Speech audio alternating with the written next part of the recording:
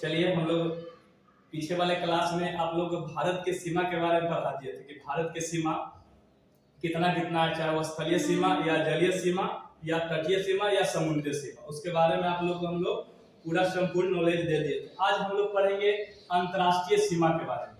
इसके बारे में तो अंतर्राष्ट्रीय सीमा, तो हेडिंग लगाइए अंतर्राष्ट्रीय सीमा। तो आज हम लोग पढ़ेंगे अंतर्राष्ट्रीय सीमा। अंतर्राष्ट्रीय सीमा, अंतर्राष्ट्रीय सीमा में जो हम लोग पहला सीमा पढ़ेंगे वो पढ़ेंगे एक जो सीमा है भारत और चीन के साथ लगता है। आप पकड़ ही लिए होंगे बात से कि भारत और चीन के साथ कौन सी सीमा लगता है। तो आप हेडिंग दीजिए, पहला जो सीमा है वो मैक-मोहन रेखा के बारे में पढ़ेंगे। इसके बारे में मैक-मोहन रेखा, मैक-मोहन रेखा, मैक-मोहन रेखा के बारे में पढ़ेंगे हम लोग। इसके बारे में तो मैक-मोहन रेखा, मैक-मोहन रेखा, इससे पहला क्वेश्चन पूछा जाता है कि मैक-मोहन रेखा किन दो देशों के बीच है। तो आपको पता होना चाहिए कि मैक-मोहन रेखा जो है वो भारत और किसके बीच है जी? चीन के बीच है। भारत और चीन के बीच कौन सी रेखा है? तो मैक-मोहन रेखा। बात करें कि इस रेखा का निर्धारण कब किया गया था? इस रेखा का निर्धारण कब किया गया था? तो इस रेखा का जो निर्धारण किया गया था वो किया गया था आपका 1914 ईस्वी में। कब किया गया था? 1914 ईस्वी में। इस रेखा का निर्धारण कब किया गया था? तो 1914 ईस्वी में। बात करें कि मूलतः या मुख्यतः यह रेखा किनके किनके बीच है? तो मुख्यतः यह रेखा, मुख्यतः यह रेखा, मुख्यतः यह रेखा, मुख्यतः यह रेखा, बात करें मुख्यतः यह रेखा तो अरुणाचल प्रदेश, अरुणाचल प्रदेश और किसके बीच है जी? चीन के बीच। मुख्यतः यह रेखा पूछेगा कि जो मैक-मोहन रेखा है वो मुख्यतः किसके बीच है? तो अरुणाचल प्रदेश और चीन के बीच है। बात करें तो एक और रेखा है जो भारत और चीन के साथ है। जैसा कि आपको पता होगा कि 1962 में भारत का जो ऊपरी हिस्सा है कुछ इस तरह से है, जो लद्दाख वाला एरिया है, इसको क्या बोलते हैं हम लोग? भारत के जो ऊपरी हिस्सा उसको हम लोग लद्दाख बोलते हैं, जो अब यूनियन टेरिटरी बना, मतलब केंद्र शासित प्रदेश है।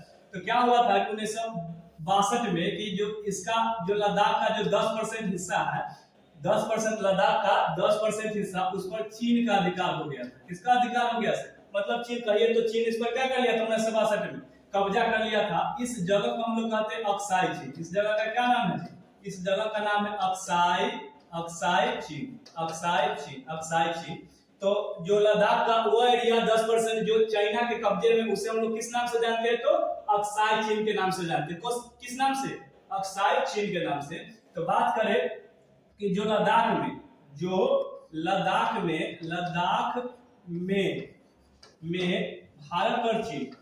भारत और चीन के बीच जो रेखा है, लद्दाख में भारत और चीन के बीच रेखा है, उसे हम लोग किस नाम से जानते हैं जी? तो LAC के नाम से जानते हैं। LAC के नाम से जानते हैं। लद्दाख में भारत और चीन के बीच जो सीमा रेखा है उसे हम किस नाम से जानते हैं? LAC। LAC का मतलब होता है, LAC का जो फुल फॉर्म देखें तो इसका मतलब होता है line of actual control. Line of actual control होता है। Line of actual control, line of क्या होता है जी? एक्चुअल कंट्रोल होता है। लाइन ऑफ क्या होता है? एक्चुअल कंट्रोल होता है। तो लद्दाख में भारत और चीन के बीच सीमा रेखा पूछे किस नाम से जाना जाता है? तो LAC। और पूरे भारत में बात करें, भारत और चीन के सीमा रेखा को किस नाम से जाना जाता है? तो मैक-मोहन रेखा के नाम से जाना जाता है। मैक-मोहन रेखा से नाम से जाना जाता है। बात करें कि भारत और चीन सीमा की कुल लंबाई, भारत और चीन सीमा की कुल लंबाई, भारत और चीन सीमा की कुल लंबाई, सीमा की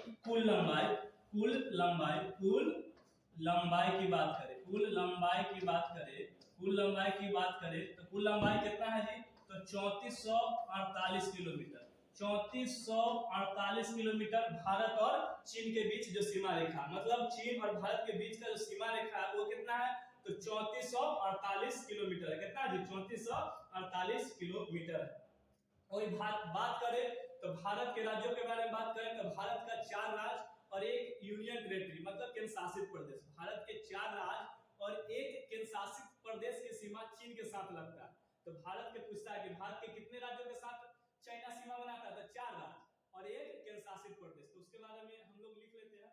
उसके बारे में हम लोग क्या करते हैं, चार राज्य, भारत के चार राज्य और एक केंद्र शासित प्रदेश चीन के साथ सीमा लगता है। तो वह कौन कौन से राज्य है, तो बात करें जो भारत के राज्यों के, तो भारत के चार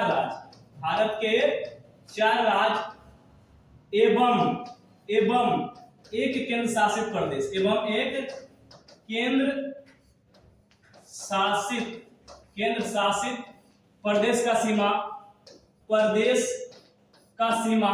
प्रदेश का सीमा चीन के साथ लगता है। किसके साथ लगता है जी, तो चीन के साथ लगता है।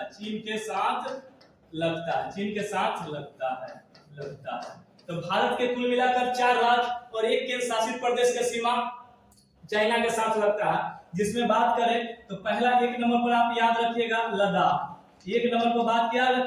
लद्दाख को याद रखिए। दूसरा नंबर पर आप याद रखिए एचपी लिख रहे हैं, शॉर्ट में लिख रहे हैं हिमाचल प्रदेश। 3 नंबर में बात करें तो यूके मतलब उत्तराखंड, क्या जी उत्तराखंड। और 4 नंबर पर बात करें तो एसके मतलब क्या जी सिक्किम, 4 नंबर पर सिक्किम। और 5 नंबर पर बात करें तो एपी, 5 नंबर पर बात करें क्या जी एपी मतलब अरुणाचल प्रदेश। तो कुल मिलाकर भारत के चारों, इधर वाला जो चारों है जो क्या है राज्य है, इधर वाला चारों ही क्या है राज्य है, चारों क्या है जी राज्य है। जबकि लद्दाख है से क्या है यूटी मतलब यूनियन टेरिटरी मतलब केंद्र शासित प्रदेश। तो कुल मिलाकर भारत के 4 राज्य और एक केंद्र शासित प्रदेश का सीमा चाइना के साथ लगता है। आगे बात करें क्वेश्चन के और क्या क्या क्वेश्चन पूछ सकता है, तो आगे बात करें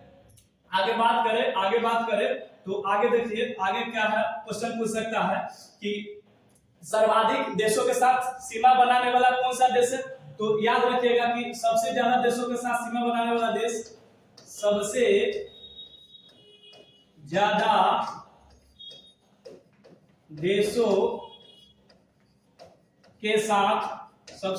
देशों के साथ सीमा बनाने वाला देश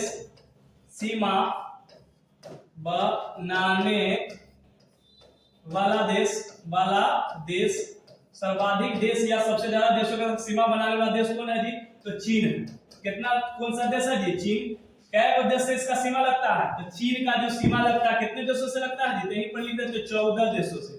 14 देशों से चीन का सीमा लगता है। इसीलिए पूछा जाता है कि सबसे ज्यादा देशों के साथ सीमा बनाने वाला देश कौन है, तो चीन है। चीन की सीमा 14 देशों से लगता है।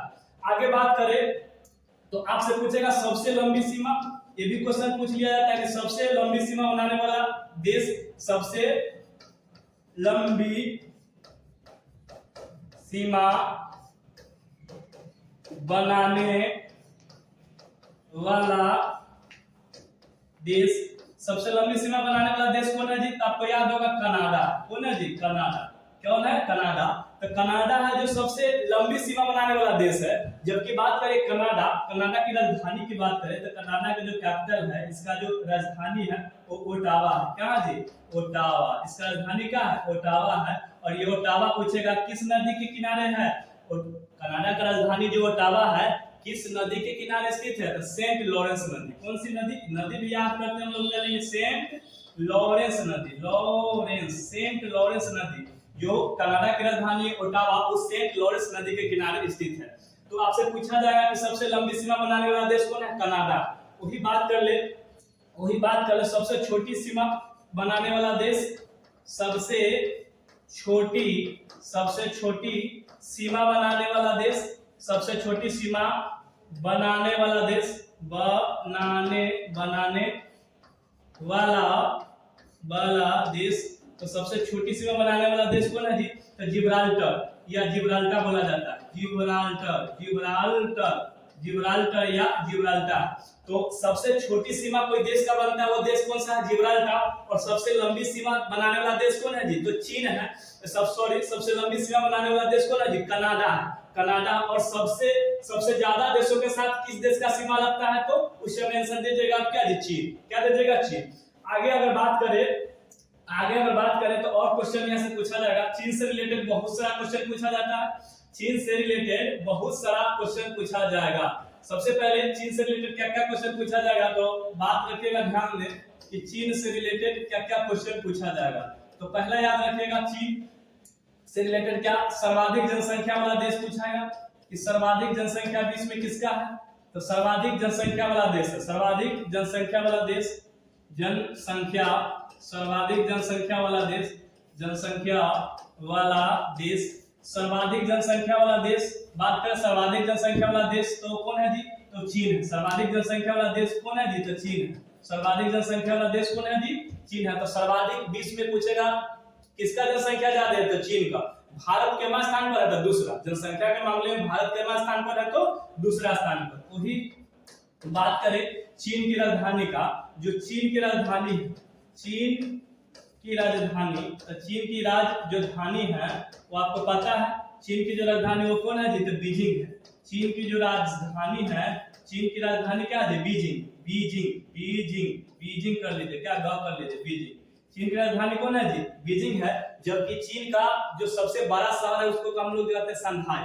चीन का सबसे बड़ा शहर कौन है, शंघाई है। चीन का सबसे बड़ा शहर कौन है जी, शंघाई है। वही बात करें इसका हम लोग कैपिटल के लिए मुद्रा, चीन की मुद्रा की बात करें तो चीन का जो मुद्रा है, तो चीन की मुद्रा दो गो, जो सबसे प्रचलित है उसको कहते हैं युआन, युआन पहला इसका मुद्रा, उसको हम लोग कहते हैं युआन। जबकि इसका दूसरा मुद्रा एक और है रेनमिनबी, रेनमिनबी, रेनमिनबी, मिनबी दूसरा मुद्रा है जो चीन का, उसका नाम क्या है, रेनमिनबी।